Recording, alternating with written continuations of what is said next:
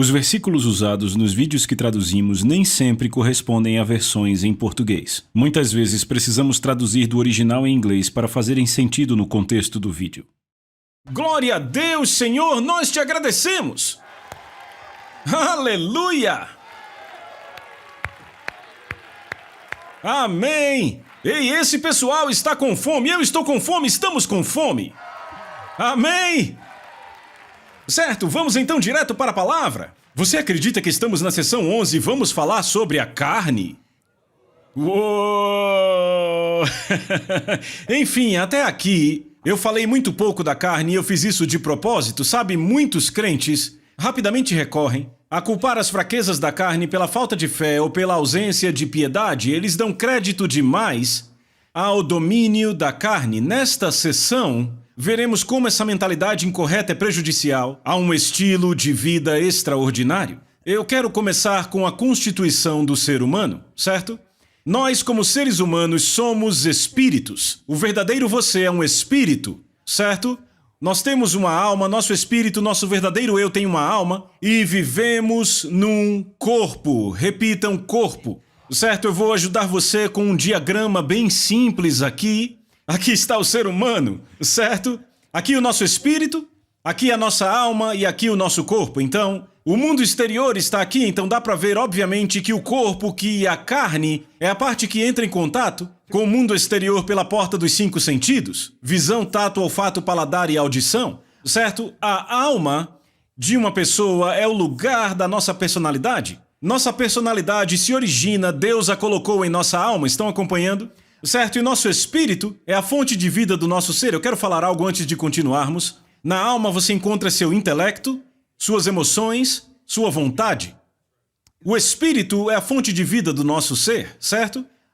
O seu corpo literalmente colapsa sem seu espírito. Se você tira o espírito de um corpo, ele entra em colapso. Vemos Deus quando ele criou o homem. Ele fez o homem do pó da terra. Eu realmente acredito nisso. Se você pegar cada elemento que forma o corpo humano, também é encontrado na natureza. Deus formou aquele corpo, ainda inerte, não tinha vida nele, até que lemos em Gênesis 2:8, ele soprou em suas narinas o fôlego, ou o espírito de vida, e o homem se tornou um ser vivente. Então, quando ele soprou o espírito da vida nele, o espírito, foi aí que Adão se tornou um ser vivente. Estão comigo? O ponto crucial que eu quero observar aqui é que tanto a nossa carne, que é o nosso exterior, quanto o nosso espírito, que é o nosso interior, podem influenciar a alma. Então a carne pode influenciar assim como o espírito, porque a alma é o tomador de decisões. Estão acompanhando? É muito importante entendermos isto. Em uma pessoa que não é salva, o seu espírito é morto. Morto não significa aqui que não existe. Acredite em mim. Cada ser humano existirá para sempre. O que significa que aquela pessoa teve a vida cortada, ou seja, Deus, porque Ele é a vida. Então as luzes se apagaram, certo?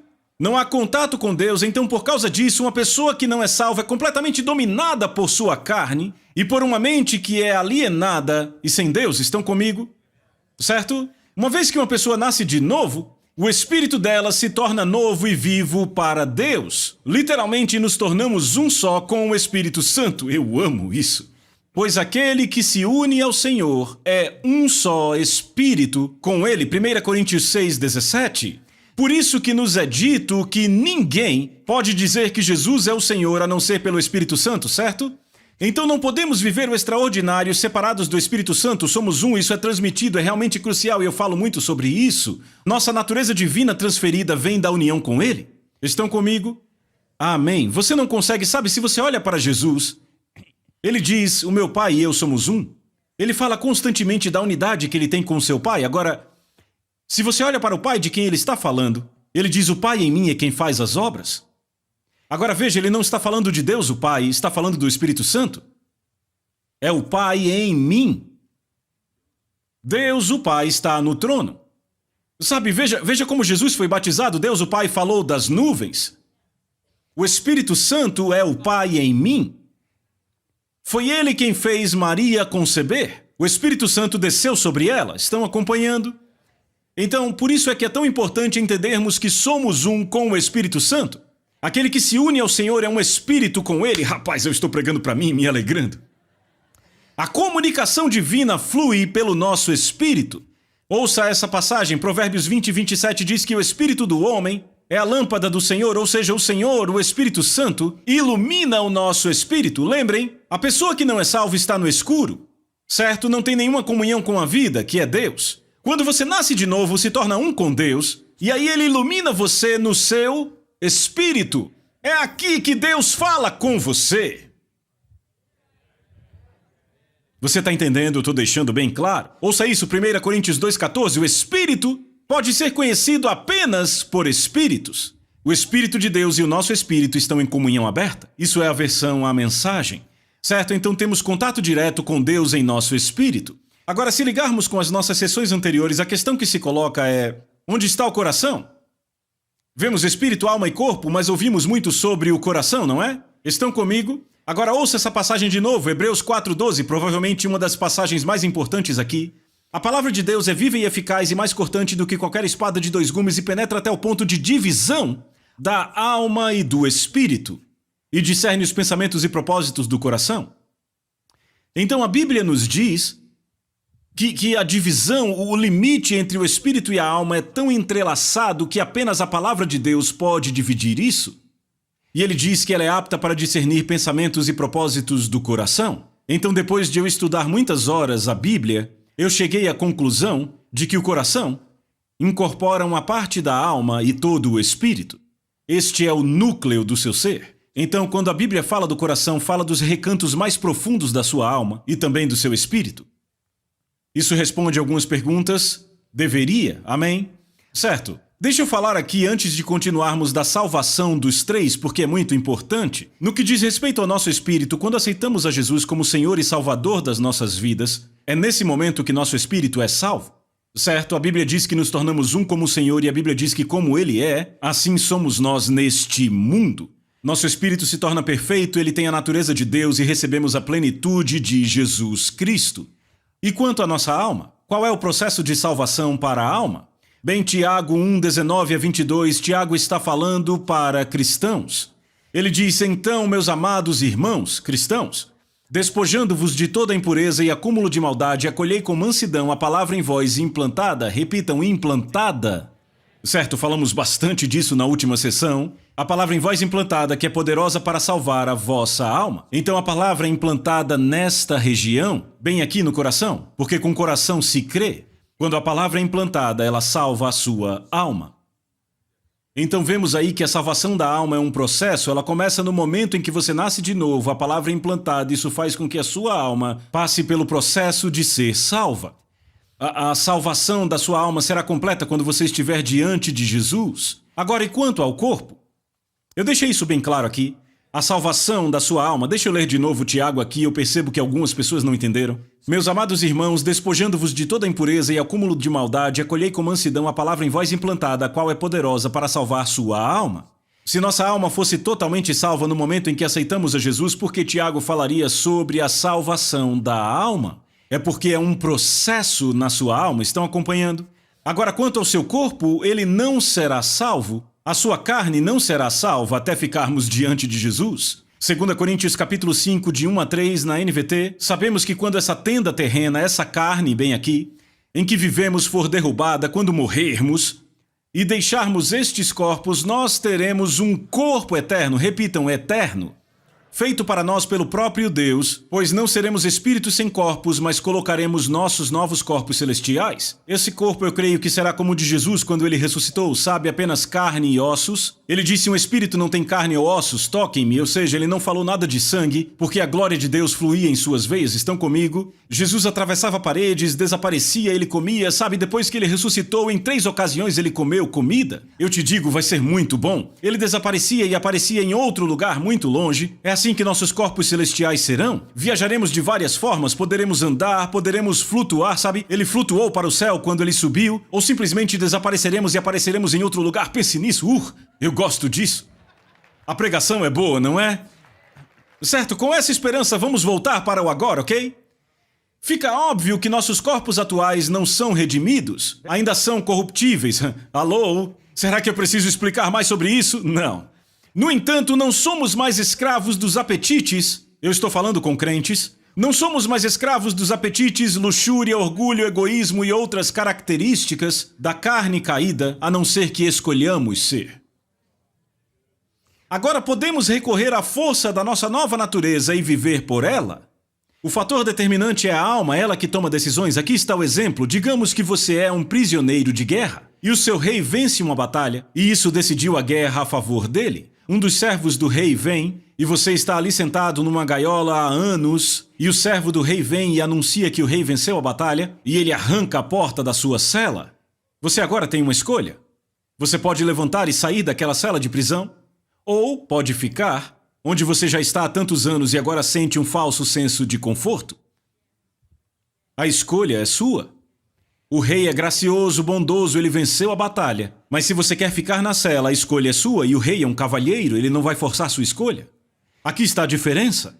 Quando você era um prisioneiro, não tinha escolha. Não poderia sair da cela, essa é uma pessoa não salva. Agora, sendo um crente, a porta da cela foi escancarada e você não é mais escravo da luxúria da carne, desta carne caída. Você pode sair, o seu espírito agora é vivo e você está totalmente livre da dominação dos desejos pecaminosos da carne.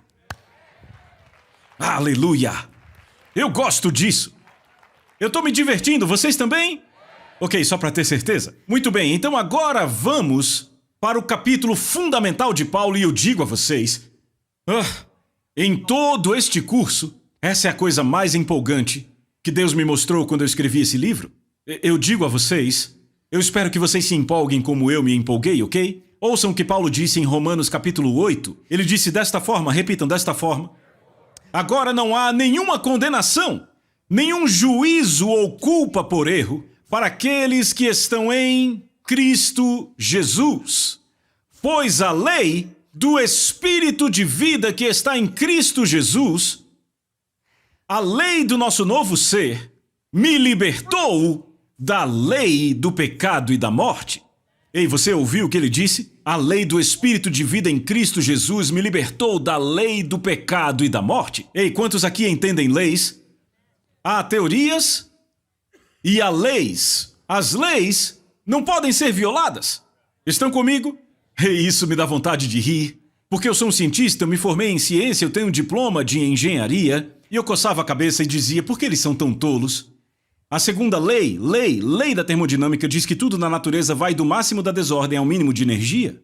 Isto é uma lei. E aí eles vêm com essa teoria da evolução. E aí eles permitem que uma teoria passe por cima de uma lei. Não tem como ter havido evolução se você olha para a segunda lei da termodinâmica. Tudo vai da máxima desordem para o mínimo de energia. Como uma ameba pode se tornar um golfinho ou um cachorro, se não se vai para uma ordem mais elevada e sim para um estado mais baixo? Isso é uma lei. Estão comigo? Então aqui está. A lei, repitam, a lei do Espírito de vida em Cristo Jesus me libertou da lei do pecado e da morte. Deixa eu te ajudar a entender o que ele está dizendo aqui. Quantos conhecem a lei da gravidade? O que diz a lei da gravidade? Qualquer massa perto da superfície da Terra, a Terra vai puxá-la para baixo em direção ao seu centro, certo? Essa é uma definição leiga, certo? Para deixar mais simples, vai para um prédio de 60 andares e de forma bem burra, nunca tente isso, ande para fora no topo, você vai caindo para o chão numa velocidade muito alta, certo? E não vai viver para contar. Ok, então, isso é gravidade, certo? Isso é uma lei! Quantos sabem disso? Eu não posso dar um passo fora dessa plataforma e não cair de acordo com esse ponto. A gravidade vai me puxar, é uma lei, meu amigo, não dá para mudar. Mas nos anos de 1700, um cara chamado Daniel Bernoulli apareceu e ele descobriu outra lei da natureza. Sabe como se chama a lei? É o princípio de Bernoulli, lei da sustentação. O que essa lei declara? Basicamente fluxos de ar e uma pressão para diferenciar.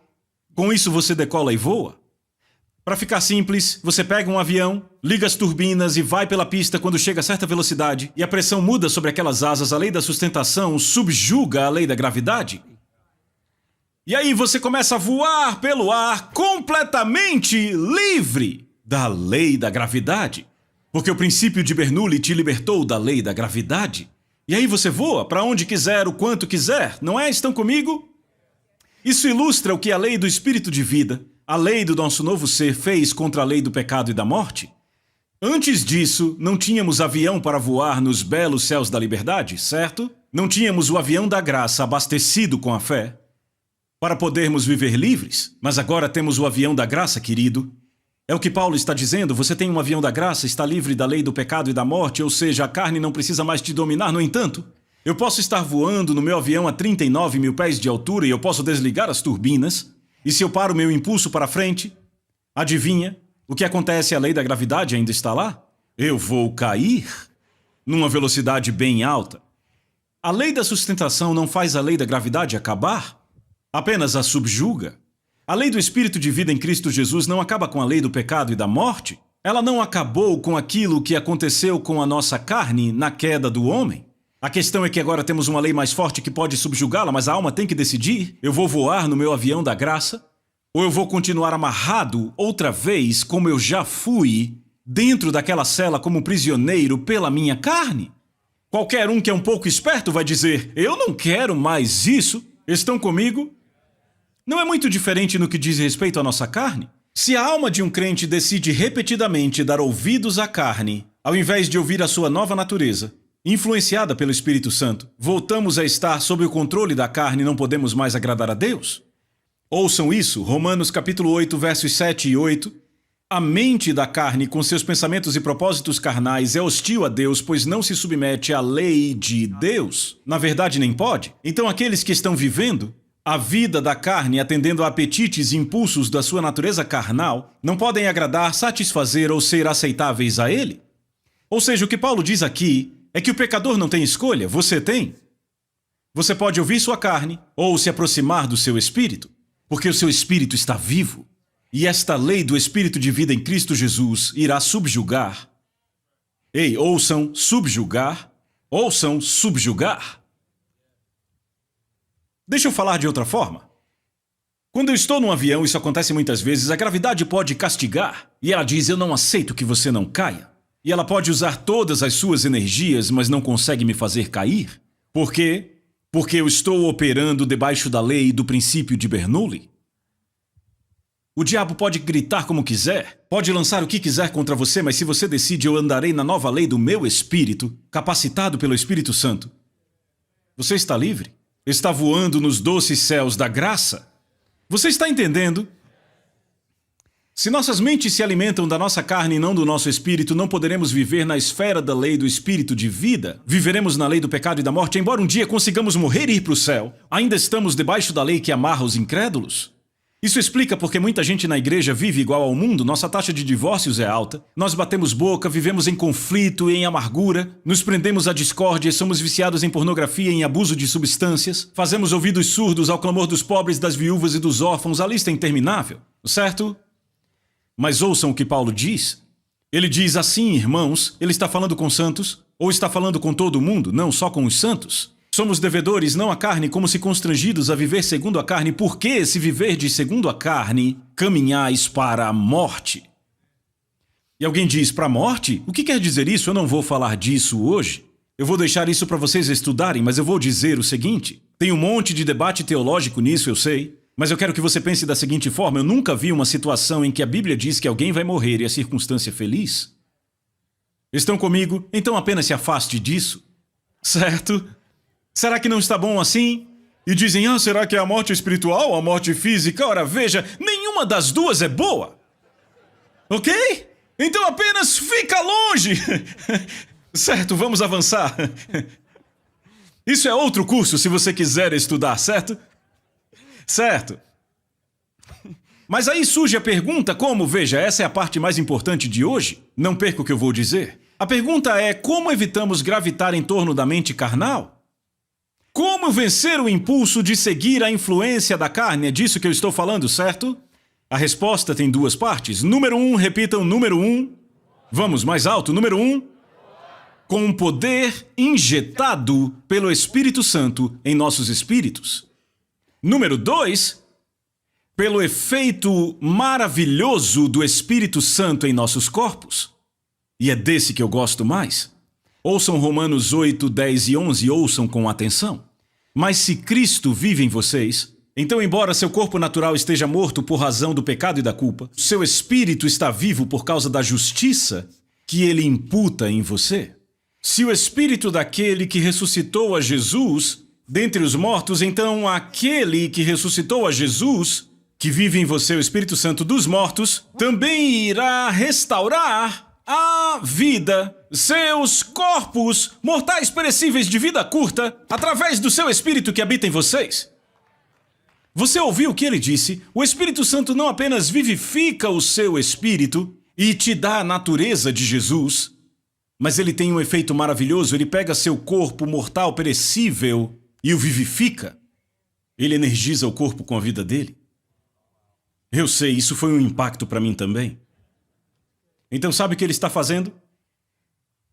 Sim, você é um com Jesus, tem a natureza de Jesus, mas o poder que ele injetou aqui e a maneira como ele opera em você é tão poderoso que ele vivifica, ou seja, ele torna vivo, traz este corpo a um lugar onde agora ele tem vida fluindo através dele, de forma que ele agora não está mais se inclinando aos desejos pecaminosos da forma como fazia antes. Deixa eu falar de outra forma. À medida que eu assistia os processos de salvação de Deus em minha vida, lembra que eu disse a vocês na última sessão que eu era um homem preso à pornografia? Deus me libertou completamente da pornografia e da luxúria. Em 6 de maio de 1985, eu nunca vou esquecer, ao final de um jejum de 4 dias eu fui totalmente livre. No entanto, eu acabei descobrindo que eu tinha que ficar ali sentado e resistir à tentação, ok? Mas sabe o que começou a acontecer? Meus sentidos começaram a discernir entre o bem e o mal. E é isso que a Bíblia diz que acontece com você quando você se torna um crente maduro. Você começa a perceber e chega a um lugar em que você consegue discernir entre o bem e o mal. Sabe, eu ia a alguns lugares da Europa e no hotel eu ia assistir algum esporte porque eu tinha uma pausa entre cultos, sabe? E eu ficava zapeando, eu queria achar, sei lá, uma partida de golfe. E de repente eu via algo e eu ficava, você entende, não é? Porque, sabe, tinham alguns canais livres ali e eu via aquilo. E sabe o que é impressionante? Aquilo me dava uma repulsa completa. Agora, se eu vejo qualquer pornografia, leve ou pesada, aquilo me entristece. Eu fico enfurecido com aquilo, sabe por quê? Porque aquela atitude mexe comigo, aquela é a garotinha de alguém. E aquela mulher foi feita à imagem e semelhança de Deus e agora está sendo reduzida a um pedaço de carne. É realmente isso que acontece comigo hoje.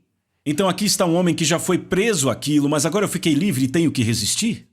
Mas à medida que a palavra de Deus, o Espírito Santo, começou a, vivificar o meu corpo, agora você pode esfregar na minha cara e eu te digo, eu fico enraivecido. Você reduziu aquela mulher que já foi a garotinha de um papai, que foi criada à imagem de Deus, a um pedaço de carne. Isso me enfurece. Este é o efeito do Espírito Santo. Não é maravilhoso? Hebreus nos diz que ele capacita nossos sentidos para discernir entre o bem e o mal. Isto é maravilhoso. Você pode dizer amém para isso? Certo? Veja o que Paulo disse em Gálatas capítulo 5, verso 1, na versão A Mensagem. Ele diz, Cristo nos libertou para vivermos uma vida livre. Então tome sua posição. Fomos libertos da lei do pecado e da morte. Vamos nos agarrar ao que nos foi dado. Gálatas 5,13, ele diz, está absolutamente claro que Deus chamou vocês para uma vida livre. Apenas certifiquem-se de não usar essa liberdade como desculpa para fazer tudo o que quiserem e destruir sua liberdade. Repitam, destruir minha liberdade. Eu acho que eu preciso ler isso mais uma vez. Está absolutamente claro que Deus chamou vocês para uma vida livre. Apenas certifiquem-se de não usar esta liberdade para fazer tudo o que quiserem e destruir sua liberdade. Deixa eu dar um exemplo disso. Temos um cara que vive na sociedade. Ele é pobre e aí ele decide roubar. Ele é preso, jogado na prisão e sai da prisão depois de alguns anos e ele decide roubar de novo. Ele é preso e jogado na prisão por 5 anos, e ele sai depois de 5 anos e decide roubar de novo. Ele rouba, é preso e agora dão a ele prisão perpétua. No entanto, há um cientista que vive no país desse cara e sabe o que esse cientista fez? O cientista descobriu uma droga nova que libera as pessoas de comportamentos e hábitos ruins. E um funcionário do governo diz, eu estou disposto a libertar esse cara e conceder asilo a ele. Se ele tomar essa droga, vou mandar ele para um novo país e ele terá uma vida nova. Então o cara aceita isto, ele toma o remédio e fica totalmente livre da sua natureza de roubar. E o governante diz, agora você está livre, pode ir para outro país, começar uma nova vida, nós vamos te dar algum dinheiro. E ele começa uma vida nova e não tem mais desejo de roubar? Não tem mais. Ele foi liberto daquilo pelo remédio, certo? Depois de vários anos, ele recebe contato dos seus ex-amigos bandidos que dizem: "Ei, cara, tem um banco aí no país onde você está vivendo, estamos estudando para roubá-lo. E descobrimos, cara, tem 6 milhões de dólares ali. Se a gente decidir roubar aquele banco, cada um de nós vai ganhar 1 milhão. E isso será suficiente para a gente ficar suave por vários anos." Aquele cara ouve o convite e diz: "Sabe, gostei. Eu gostei da ideia, certo?" Então o que ele faz? Aceita o convite dos amigos, ele vai e rouba. Aí ele é preso e jogado na prisão. Perdeu sua liberdade. Estão comigo? Então ouça essa passagem que Paulo escreveu em Gálatas, capítulo 5, verso 13. Paulo diz: "Apenas certifiquem-se de não usar essa liberdade como desculpa para fazer tudo o que quiserem e destruir sua liberdade." Por isso, Paulo nos ordena com firmeza, em Gálatas 5,13, em vez disso, usem sua liberdade para servirem uns aos outros em amor, é assim que a liberdade cresce. Então Paulo diz que se você usar sua liberdade para voltar ao seu comportamento de escravo, você literalmente se torna um escravo de novo, porque Paulo diz que você se torna o escravo daquele a quem você serve. Então, se você escolhe só obedecer à sua carne e peca, e peca, e peca, e peca, e peca, você agora se torna outra vez um cativo daquele pecado? Não me entenda errado, Deus pode te libertar. Mas por que cargas d'água você quereria voltar para isso depois de ser liberto? Estão comigo? Então Paulo diz: prefira usar sua liberdade como o quê? Um privilégio para poderem servir um ao outro em amor? É assim que sua liberdade cresce? Ouça essa passagem de novo. Usem a sua liberdade para servirem uns aos outros em amor, é assim que a liberdade cresce. Agora, veja o que Paulo diz em Gálatas 5,16. Ele diz: "Mas eu digo, andem e vivam habitualmente no Espírito, sendo responsivos, controlados e guiados pelo Espírito Santo, então certamente vocês não gratificarão os anseios e desejos da carne, da natureza humana sem Deus." Entenderam? Então o que ele está dizendo? Ele está dizendo: eu quero que vocês sejam proativos em ser guiados pelo Espírito, e aí não realizarão os desejos da sua carne? Ok. Deixa eu tentar explicar de outra forma. Em Gálatas capítulo 5, verso 24, Paulo diz assim: "E os que são de Cristo Jesus crucificaram a carne com suas paixões e desejos." Agora aqui está a minha pergunta: como crucificamos a carne? Certo? Deixa eu dizer, é uma coisa proativa, não é algo passivo. Estão comigo? Se puxamos do nosso espírito inspirados pelo Espírito Santo, desejos malignos da carne se tornarão automaticamente não atraentes? É assim que crucificamos nossa carne? Ok? Um bom exemplo é um homem que olha para sua esposa e diz: "Tudo que eu verei nela é uma mulher linda e completamente adorável, a mulher mais virtuosa e sábia", e ele guarda seus pensamentos, e ele diz: "Eu não pensarei nada diferente dela. Eu a amo", e ele só pensa em como ela é adorável, incrível e como ela é virtuosa. O que acontece se outra mulher tenta atraí-lo? Ele diz: "Para que eu quero ter algo com você? Eu tenho a melhor." Então ele proativamente protegeu seu casamento. Ele não fica na defensiva. Imagine outro cara que fica: "Eu não posso cometer adultério. Não posso cometer adultério. Não, isso seria pecado. Sabe o que aconteceria se eu..." Isto é o quê? Legalismo. Entendem a diferença? A forma de crucificarmos a carne, Paulo diz, é permanecendo no Espírito. Se permanecermos no Espírito, não satisfaremos os desejos da carne. Certo? Estão comigo? O legalismo se foca naquilo que você não pode ter, ao invés de ver a maravilhosa realidade daquilo que você tem. Quando de fato percebemos o que nos foi dado, a outra coisa perde o seu apelo. Estão vendo isso? Quando você percebe a vida que Deus te deu, se torna proativo. A melhor vida te foi dada liberalmente, mas o legalismo diz: é melhor você não pecar, fique longe daquilo que fazia antes de ser salvo. E aí somos mais governados pelo "tu não farás" do que por aquilo que temos. Paulo adverte que o pecado tira o seu poder da lei, então se estabelecemos uma lei, literalmente fortalecemos a capacidade da nossa carne de nos dominar. Deixa eu te dar uma ilustração. Quando eu estava na faculdade, eu jogava tênis no time da faculdade, mas durante o verão eu era professor profissional de tênis num clube perto da minha casa, lá na West Virginia. Sendo profissional, sendo professor e profissional, eu passava horas com centenas de pessoas nas quadras por semana. Eu ensinava jogadores iniciantes, intermediários e jogadores avançados. Tinha uma coisa que eu notava em quase todos os jogadores iniciantes de tênis. A tendência natural de uma pessoa, quando a bola está vindo em direção a ela forte e profunda, é pôr a sustentação no pé atrás e acertá-la. Porque a mente delas diz, isso me dá mais tempo de reagir ao ataque, mas o que de fato isso faz é produzir um golpe muito fraco, porque todo o seu peso recai atrás e você não consegue se mover para frente, entendem? Isso produz um golpe fraco e a bola vai para o meio da quadra, e se você está jogando com alguém um pouco mais avançado, isso vai acabar o jogo para você, ok? Então, como profissional de tênis, eu observei algo. Eu percebi que se eu dissesse sempre aos meus alunos, não se apoiem no pé atrás, eles continuavam fazendo. Era impressionante, eu dizia, não se apoiem no pé atrás, e eles continuavam. Então um dia eu pensei, sabe o que eu vou fazer? Dizer a eles o que fazer ao invés do que não fazer. E aí de repente eu disse, eu quero que você tenha uma imagem de você atacando a bola. Eu quero que você ataque ela, ok? E de repente eu comecei a perceber que eles pensavam no ataque e faziam isto. Eu estava sendo proativo na forma como ensiná-los, entendem isto? E entenda, eu era um tenista profissional, eu tinha que dizer a eles para que eles conseguissem entender. Não se apoiem no pé de trás, mas eu dizia uma ou duas vezes. E todas as outras vezes eu dizia, ataque a bola, e aí eu dizia, ataque, ataque, eu gritava, ataque, eu jogava a bola, ataque. E eles faziam. Vocês estão aqui? Os escritores do Novo Testamento fazem a mesma coisa? Sim, Paulo e outros nos advertem sobre as consequências de voltarmos à vida na carne. Mas a maioria das cartas deles dizem coisas como, se você é guiado pelo Espírito, você é filho de Deus. Eles não ficam dizendo, se você se afastar da lei do pecado, você será um filho de Deus. Não, eles dizem, os guiados pelo Espírito são filhos de Deus, sempre proativos. Permaneçam no Espírito. Eu nunca vou esquecer, eu era um jovem cristão andando na praia com um cristão mais maduro. E havia gente de biquíni por todo lado naquela praia. E ele fez uma declaração que me impactou profundamente e me transformou. Ele olhou para mim e disse, sabe, seria muito fácil andar na carne aqui se eu não estivesse no Espírito?